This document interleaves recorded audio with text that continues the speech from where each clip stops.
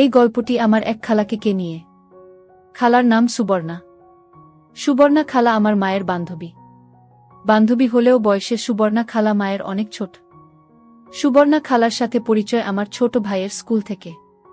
সেই 2012 সালে আমার ছোট ভাই ও সুবর্ণা খালার একমাত্র ছেলে তুহিন ক্লাস 2তে রাহিমগঞ্জ গভর্নমেন্ট বয়েজ স্কুলে ভর্তি হয়। সেই থেকে খালা ও আরও কয়েকজনের সাথে মার পরিচয়। সেখান থেকেই আজ আমাদের দুই পরিবারের বন্ধুত্ব এত গভীর যে মা সুবর্ণা খালাকে বোন মনে করেন। সেখানকে স্কুল থেকে আনতে গেলে খালার সাথে আমার প্রায় দেখা হতো। সালাম দেয়া, কেমন আছেন, এই পর্যন্তই আলাপের বেশি কখনো কিছু নিয়ে আলাপ হয়েছে কিনা আমার মনে পড়ে না। কিন্তু খালাকে আমার বরাবরই ভালো লাগত। খুব ছিমছাম, কখন চোখে লাগে এমন পোশাক পরতে দেখি নাই, গাঢ় লিপস্টিক দিতে দেখি নাই, এমনকি অনুষ্ঠানেও খুব সাজুগুজু করতে দেখি নাই। তাও ভালো লাগত কারণ খালা দেখতে অনেক সুন্দর। 5 ফুট 2 ইঞ্চি লম্বা, সাধারণ ছিপছিপে মেয়েদের মতো। এখন যে 30-এর উপরে বয়স হয়ে গেছে তাও দেখতে খুব সুন্দর। তবে এখন একটু পেটের দিকে মেদ জমেছে, তাও ভালো করে বোঝা যায় না। খালাকে নিয়ে আমি কখনো খারাপ চিন্তা করি নাই। এমন মানুষের দিকে তাকালে আসলে খারাপ চিন্তা মাথায় আসে না। তবে তাকে দেখলেই আমার মনে হতো আমি এমন একটা বউ চাই। কিন্তু এর বদলে যাকে পেলাম তা আর তোমাদের বলার মতো না। খালার সাথে সবচেয়ে বেশি সময় কাটিয়েছি 2014তে, আমার ছোট বোনের বিয়ের সময়। খালা আমার বোনের গায়ে হলুদের সব কিছু নিজের হাতে করেছেন, স্টেজ সাজানো থেকে খাবার দাবার সবকিছু। সেই জন্য তার সাথে অনেক জায়গায় যেতে হয়েছে। ওই 2 দিন আমাদের মধ্যে অনেক কথাবার্তাও হয়েছে। তখন আমার গার্লফ্রেন্ড ছিল, এটা সে কি করে যেন বুঝে যায়। এটা নিয়ে খালা আমাকে অনেক কথা বলতো। শুধু একটা ব্যাপার ছিল, আমাদের মাঝে চোখে চোখে একটা কেমন ব্যাপার ছিল। খালা আমার চোখের দিকে তাকালেই চোখ সরিয়ে নিতেন, আর মাঝে মাঝেই লক্ষ্য করতাম তার মুখে একটা মুচকি হাসি। আমি আগে কখনো এই সব বিষয়ে গুরুত্ব দেই নাই। এখন ঘটনা বর্ণনা করতে গিয়ে আমি আসলে বুঝতে পেরেছি আমাদের মাঝে একটা রসায়ন সবসময় কাজ করত। আমার বোনের বিয়ের কয়েক মাস পরেই ফারুক আঙ্কেল, খালার জামাই, এর হিলি বর্ডারে পোস্টিং হয়ে যায়, আর তারা পরিবারের সবাই চলে যান ঢাকা থেকে। 2018তে তুহিনের SSC পরীক্ষা শেষ হবার পর কলেজে ভর্তি করতে খালা তুহিনকে নিয়ে ঢাকায় চলে আসেন। সেই বছর আমার বিয়েতেও খালা অনেক সাহায্য করেন। সব কিছুই তার নজরদারিতে ছিল। সবচেয়ে মজার কথা মনে পড়ে, আমাদের বাসর রাত হয় হোটেলে। খালা আমাদের হোটেলে দিয়ে আসতে যান। আসার সময় আমার কানে কানে বলে দেন, লাগেজের উপরের পকেটে আছে, হাত দিলেই পাবা। আমি তখন ব্যাপারটা বুঝতে পারি নাই। লাগেজ খুলে পকেটে হাত দিয়ে দেখি 2টা প্যাকেট। তারপর আমার ছাড়াছাড়ির পরে খালার সাথে অনেকবার কথা হয়। মেয়েদের মন মানসিকতা কেমন হয়, কখন কি করতে হয় তা বুঝানোর চেষ্টা করতেন। সে সময় মানসিকভাবে আমি তার উপর অনেকটাই নির্ভরশীল হয়ে যাই। খালার সাথে আমাদের দাম্পত্য সমস্যা নিয়ে অনেক আলোচনা করি। মাও অনেকটাই আশ্বস্ত বোধ করত খালার সাথে আমার এসব শেয়ার করার বিষয়ে। কারণ মা খালার কাছ থেকে জানতে পারত আমার মনে অবস্থা। আমি ছাড়াছাড়ির পর অনেক মেয়ের সাথে অনলাইনে কথা বা বাইরে দেখা করতাম, এটারও অনেক অংশ জানতেন। উনি অনেকবার না করেছেন এসব থেকে যেন দূরে থাকি। এদের মাঝে খালার অন্য এক বান্ধবীর বোনও ছিল, যার সাথে আমি কয়েকবার করি। গত বছর সেই মেয়ের বাসা থেকে বিয়ের জন্য প্রস্তাব দেয়ার একটা পায়তারা করা হয়, কিন্তু খালা কি বলে যেন ফিরিয়ে দেন। এই হলো খালার সাথে আমার রিলেশন। এর বাইরে আমি কোনোদিন কিছু ভাবি নাই, কিছু হবার কোনো সুযোগ ছিল এমন আভাসও পাই নাই। যাক, অনেক ইতিহাস বলে ফেললাম, এবার মূল গল্পে যাওয়া যাক। কিছুদিন পর আমি মায়ানমার চলে আসি। মায়ানমারেও আমাদের মতো নববর্ষ পালন করে, তবে তাদেরটা একটু ভিন্ন এবং আরও অনেক বড়। আমাদের তো একদিন পালন করি, পহেলা বৈশাখ বা 14 এপ্রিল, কিন্তু মায়ানমার এই উৎসব 5 দিন ব্যাপী। ওদেরটার নাম থিনজিয়ান। এই উৎসবের মূল আকর্ষণ পানি খেলা ঘিরে। আমাদের পাহাড়িরাও এভাবে নববর্ষ পালন করে। এপ্রিলে আমি মায়ানমার ছিলাম, তখন আমি আমার কলিগদের সাথে ম্যান্ডালে যাই এই পানি উৎসবে অংশ নিতে।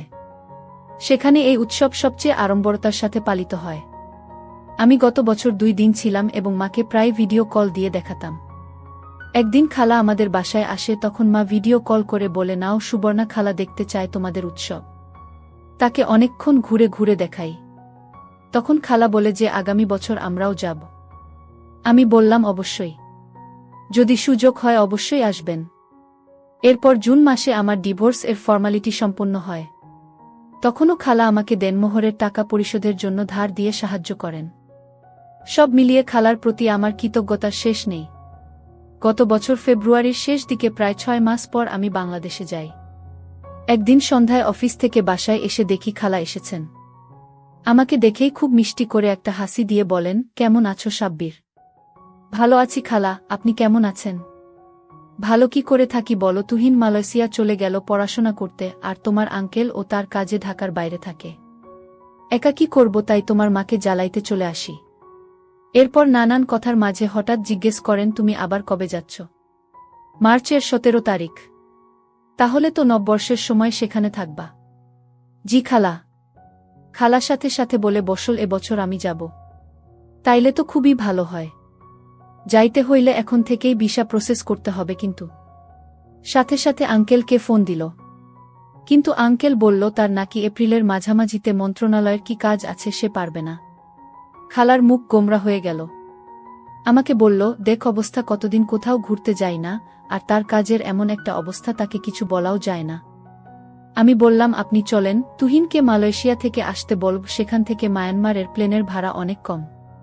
তখন আমার ছোট ভাই এসে বলে, তাহলে আমিও যাব। আমি ছোটখাটো একটা প্ল্যান করে ফেললাম। তা শুনে খালার মুখ একটু উজ্জ্বল হলো আর বলল, আচ্ছা তাইলে আমি তোমার আঙ্কেলকে বলে দেখি কি বলে। প্রায় সপ্তাহ খানেক পর মা আমাকে ফোন দিয়ে বলল, সুবর্ণাকে ফোন দিস তো, ওর জানি কি কথা আছে। আমি অফিসের পর খালাকে ফোন দিলে খালা জিজ্ঞেস করল, ভিসা প্রসেস করতে কত লাগে, কতদিন সময় লাগে, কি কি করতে হবে। সব তথ্য শুনে বলল, তাইলে কত খরচ হইতে পারে। আমি বললাম, প্লেন ফেয়ার আর ভিসা প্রসেস করতে 50,000-এর মতো, এছাড়া আর $500 মতো নিয়ে নিয়েন, শপিং টপিং সহ হয়ে যাবে। আর থাকার সমস্যা হবে না, আমার অ্যাপার্টমেন্ট তো আছে। তখন বললেন, তোমার আঙ্কেলকে একটা ফোন দাও তো। আঙ্কেলকে ফোন দেওয়ার পর তো রাজ্যের সব প্রশ্ন শুরু করলেন, কই যাবে, কই থাকবে, কি কি করবে, কোনো সমস্যা হবে নাকি। কারণ রোহিঙ্গা নিয়ে বাংলাদেশ মায়ানমার এর মাঝে বেশ ঝামেলা চলছে, তা তো সবাই জানেন। প্রায় আধা ঘন্টা বকবক করার পর ভিসা কারা প্রসেস করে তার কন্টাক্ট চাইলেন। আমি আমাদের অফিসে যে এজেন্ট আছে তার নাম্বার আর ঠিকানা দিয়ে দিলাম। আমি চলে এলাম মার্চের 17 তারিখে। অনেক নাটকীয়তার মধ্যে ভিসা ও টিকিট হলো। আমার ছোট ভাই তার পরীক্ষার কারণে আসতে পারবে না, এই সময় টিকিটের অনেক ক্রাইসি থাকে, তাই টিকিট কাটা হলো 10 তারিখ আসা আর 22 তারিখ বাংলাদেশ ফিরে যাওয়া। আমার কলিগদের জিজ্ঞেস করলাম কার কি প্ল্যান, কিন্তু এবার কেউই ম্যান্ডালে যাচ্ছে না। সবাই নাকি নিজের গ্রামের বাড়ি যাবে। কি আর করা অগত্য, তাদের সাহায্য নিয়ে আমি বাসের টিকিট আর হোটেল বুক করে রাখলাম। আমাদের প্ল্যান হলো 9 তারিখ খালা ও তুহিন ইয়াঙ্গুন আসবে, 11 তারিখ রাতে আমরা ম্যান্ডালে এর উদ্দেশ্যে রওনা হব। 14-15 রাত আমরা ম্যান্ডালেতে থাকব, 15 তারিখ দুপুরের পর আমরা বাগান এর জন্য রওনা হব, এটাও মায়ানমারের একটা স্টেট।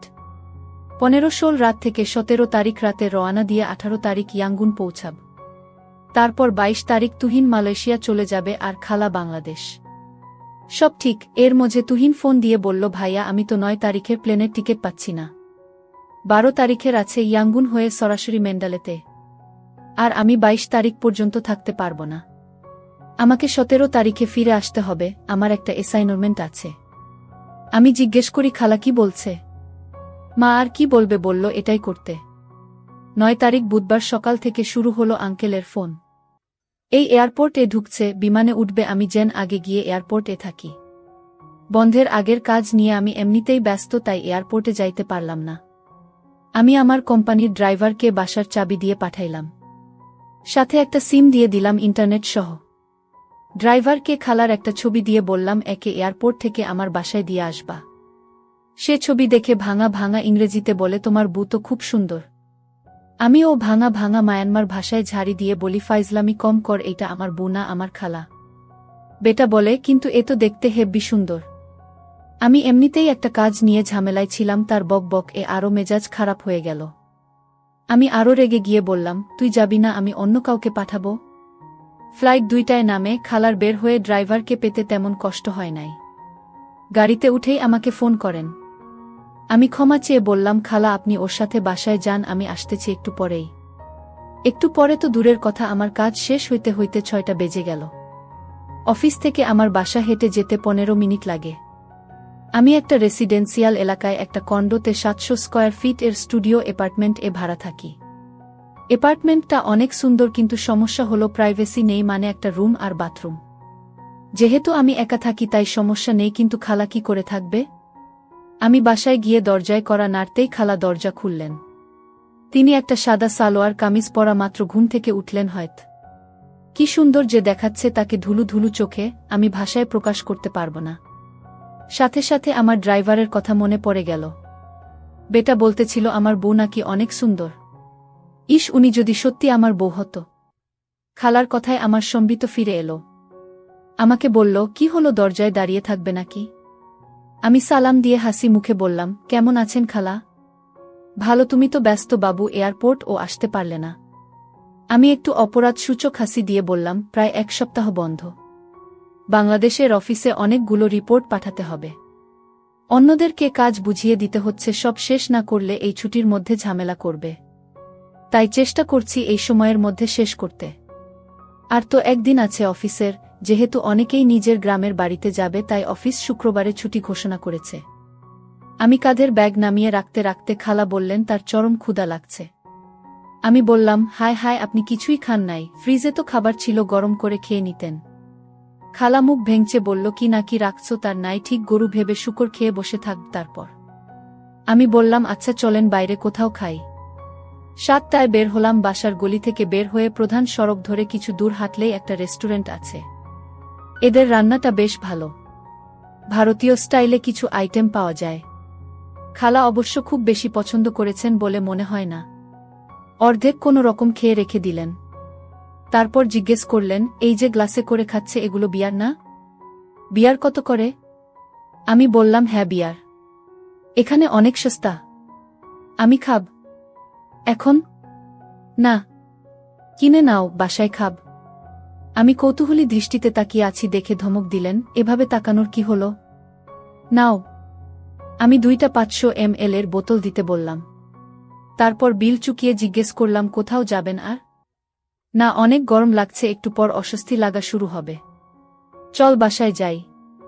তারপর ধীর পায়ে হেঁটে হেঁটে বাসার দিকে এগোলাম। বাসার লিফট এ উঠে খালা আমার দিকে এক দৃষ্টিতে তাকিয়ে আছেন। আমার কেমন যেন ইতস্তত লাগছে। আমি খালার দিকে তাকিয়ে জিজ্ঞেস করলাম, কিছু বলবেন?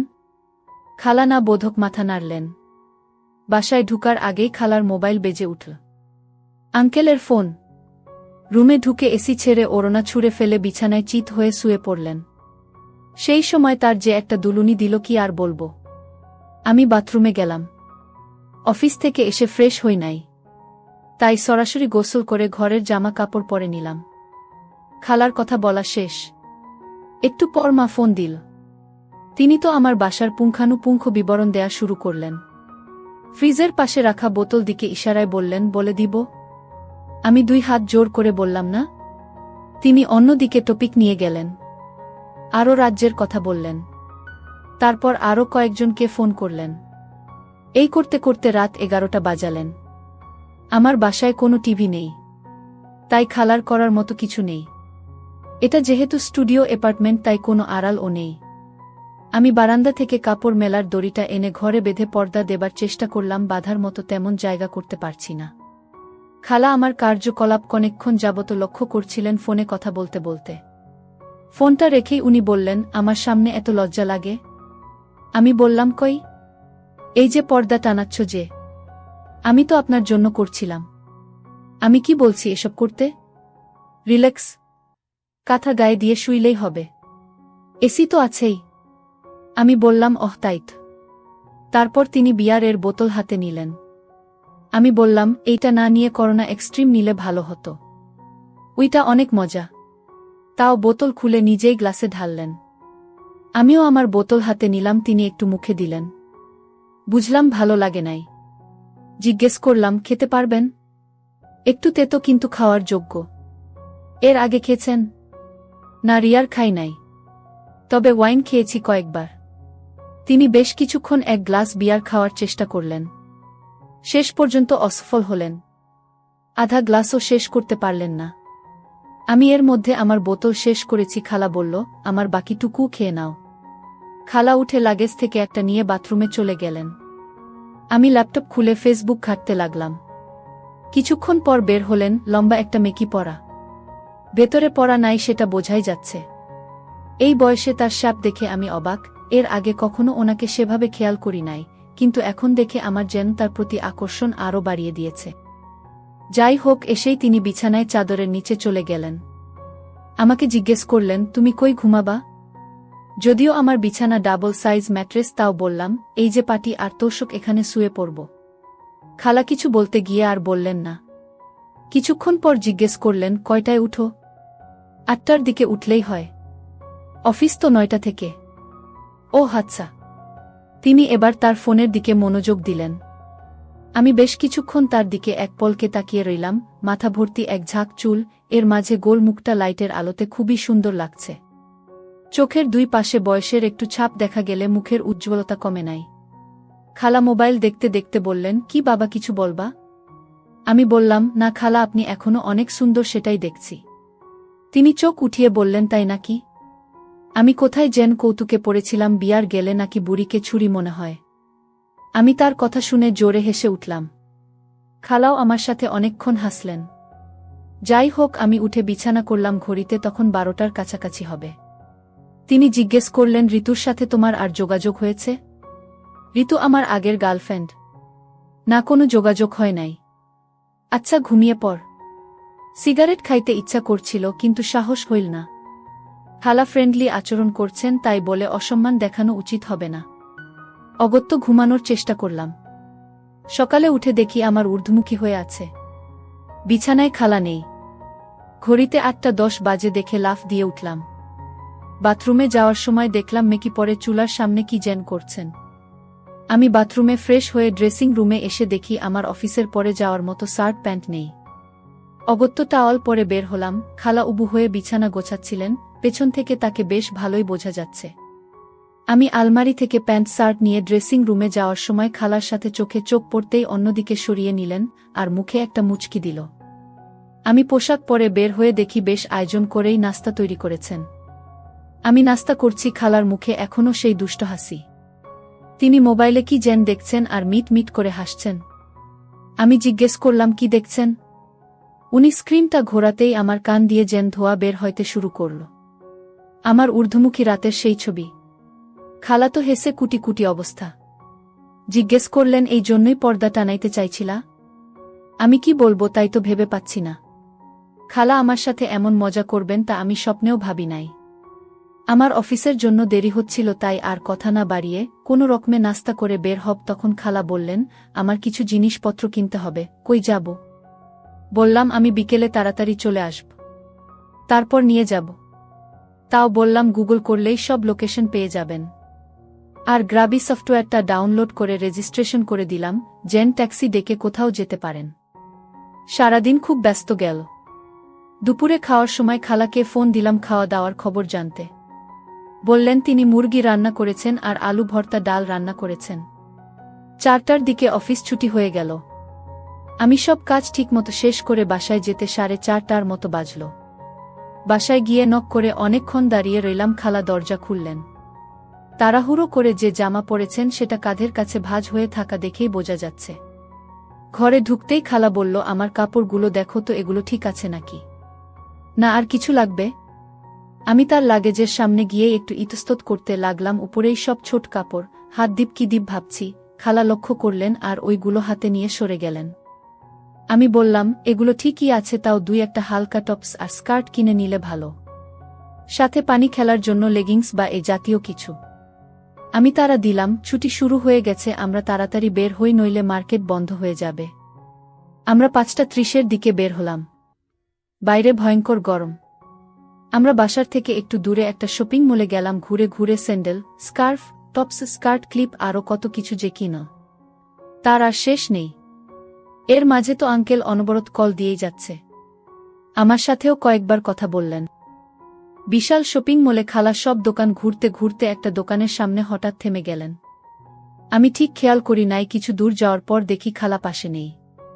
মার্কেট বন্ধ হবার সময় হয়ে গেছে, তাই তাড়া দিতে আমি একটু আগায় যাইতেই দেখি খালা একটা দোকানের সামনে দাঁড়ানো। আমি ডাকতেই আমার দিকে হেঁটে আসতে লাগলেন। আমি জিজ্ঞেস করলাম, আর কিছু লাগবে? বলল, এভাবে কিনতে থাকলে পুরো মার্কেট কেনা হয়ে যাবে। যা দরকার ছিল কেনা হয়ে গেছে, চলো চলে যাই। তো আমরা সেই পথেই হেঁটে যাচ্ছিলাম, যে দোকানের সামনে খালা দাঁড়িয়েছিল সেটা লক্ষ্য করলাম। এটা একটা লঞ্জেরির দোকান, আর ডোলে পরানো একটা ডিজাইনার লঞ্জেরি দেখছিলেন। একটা ছোট কাপড়, খুবই সুন্দর, পিঙ্কের মাঝে লাল ডিজাইন। আমি আর তেমন কিছু ভাবলাম না। বাসায় আসতে আসতে অনেক কথা হলো।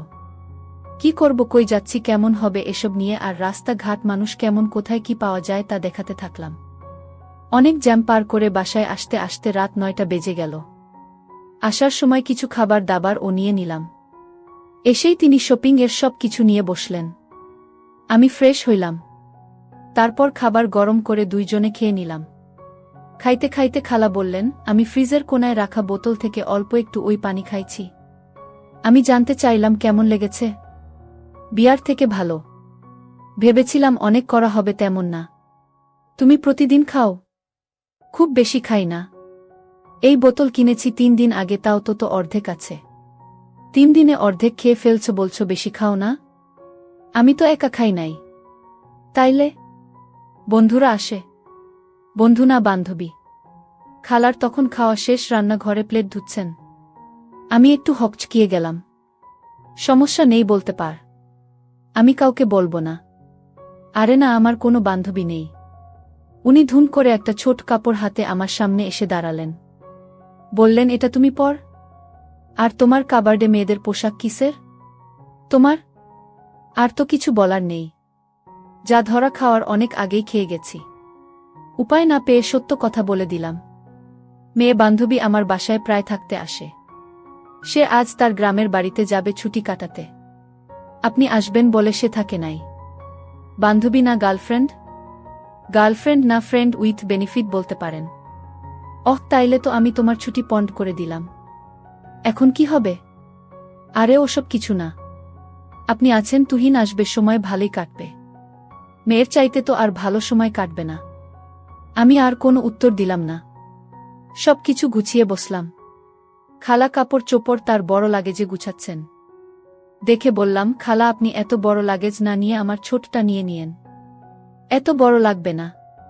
ভালো কথা বলেছ, আর এটা নিয়ে চলাফেরা করতেও সমস্যা হবে। তবে তোমার জামা কাপড় কি করবে? আমার কাঁধের ব্যাগেই হয়ে যাবে। খালাকে জিজ্ঞেস করলাম, আরও খাবেন?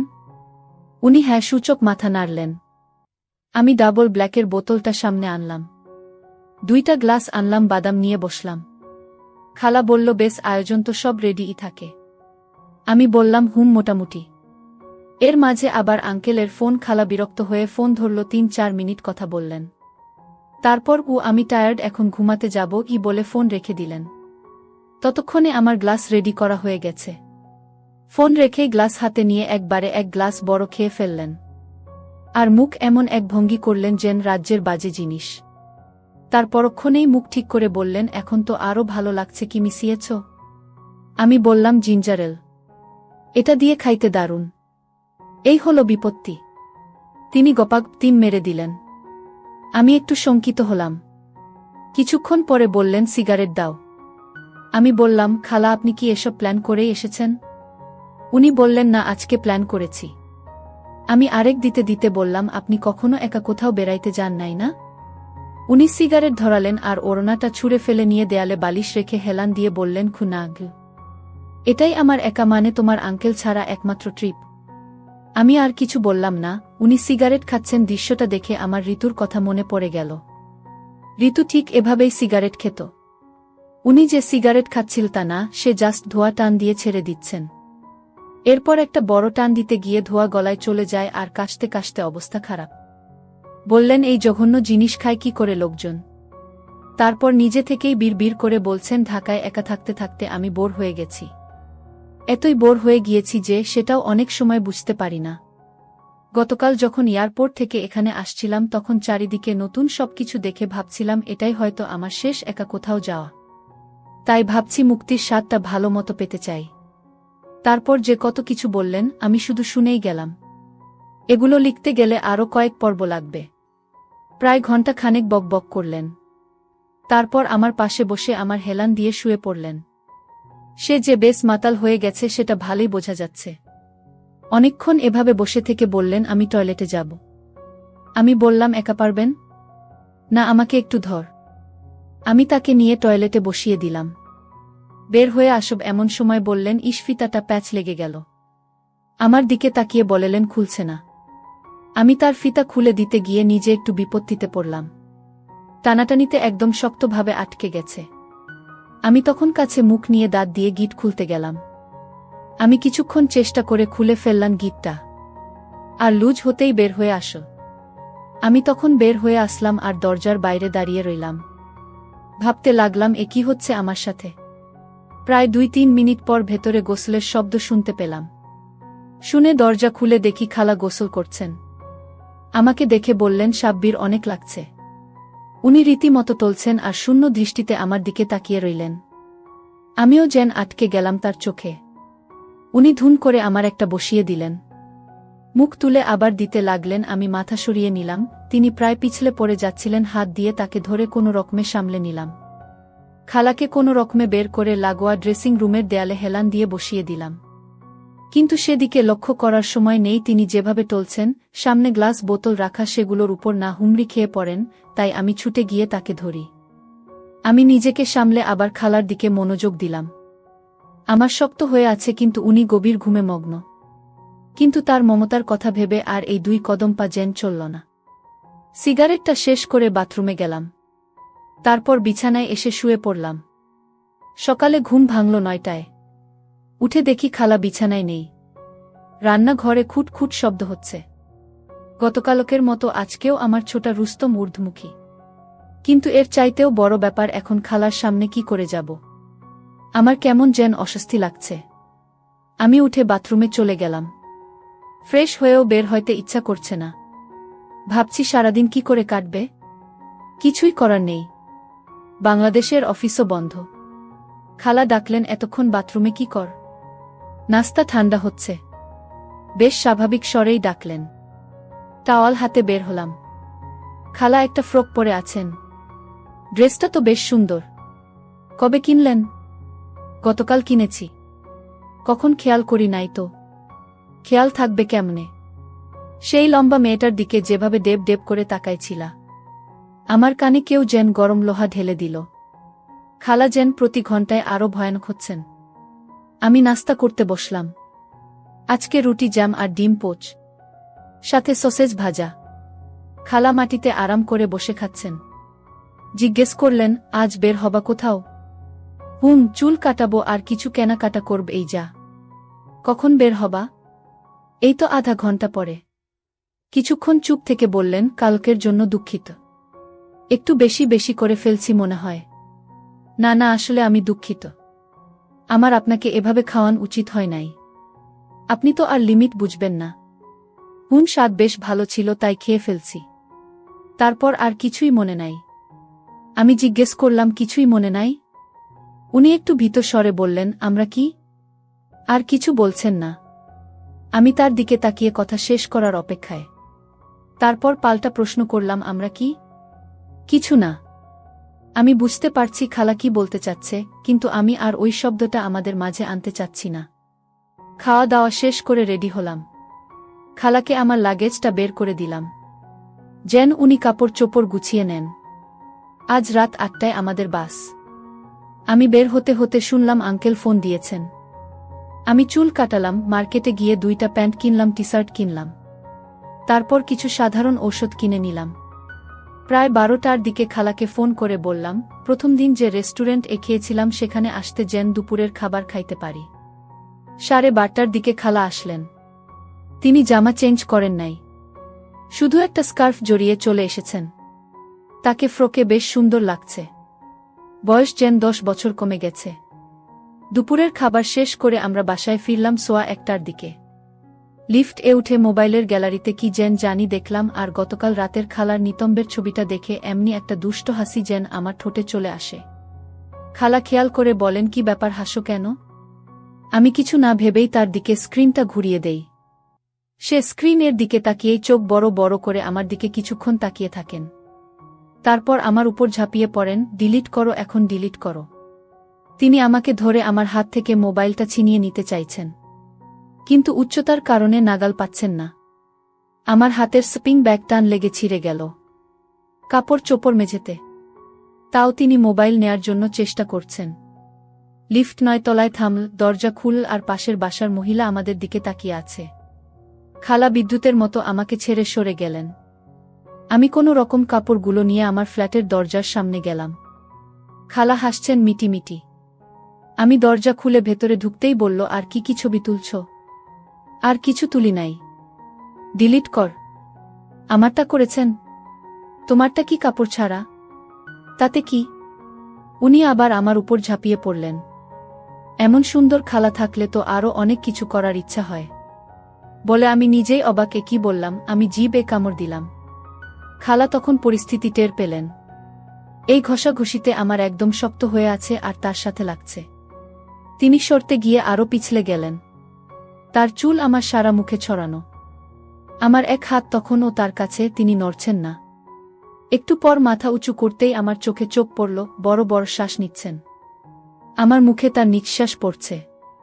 আমি আমার ডান হাত থেকে মোবাইলটা সরিয়ে তার মুখ থেকে চুল সরালাম, তিনি চোখ বন্ধ করে নিলেন। খালা আমাকে কাছ থেকে এক ঝটকায় দূরে সরে কোনায় গিয়ে বসলেন। আমি দ্বিধায় পড়ে গেলাম। তিনি কি রাগ করলেন? আমি কি বলব ভাবছি, এমন সময় তিনি দাঁড়ালেন, তার পরনে ফেলে দিলেন, তার ছোট কাপড় ছাড়া আর কিছু নেই। ঘটনার আকস্মিকতায় আমি হতবাক। আমি তখনও এই ব্যাপারটার সাথে মনে হয় মানসিকভাবে খাপ খাওয়াতে পারছিলাম না, তাই আমি অ্যাক্টিভ হতে পারছি না। কিন্তু প্রায় মিনিট 10 পার হবার পরে খালা আমাকে জিজ্ঞেস করলেন, আমাকে ভালো লাগছে না?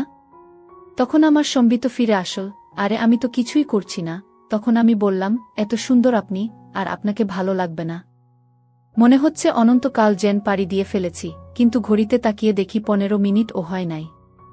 খালা কোনো কথা না বলে চলে গেলেন। হেঁটে যাওয়ার সময় তার দেখে আমার যেন আরেকবার নেচে উঠল। আমি ওই অবস্থাতেই রইলাম। প্রায় 5 মিনিট পর বের হলেন, কোনো কথা বললেন না। দুইজন নিশ্চুপ। খালা নীরবতা ভাঙলেন, আমাকে কি খুব খারাপ মনে হচ্ছে? একদম না বলে তার দিকে তাকালাম আর হাসি দিয়ে বললাম, কি তবে আগের থেকে দিলে হয়তো শুরুটা আর সুন্দর করা যেত। আমাদের সময় তো শেষ হয়ে যায় নাই বলে আমার আবার হাত দিলেন। এর মাঝে ফোন বেজে উঠল। খালা ফোন ধরলেন, আঙ্কেল ফোন দিয়েছে। তিনি কথা বলা শুরু করলেন। অনেকক্ষণ কথা বলছেন, আমি শুনতে শুনতে ঘুমিয়ে গেলাম।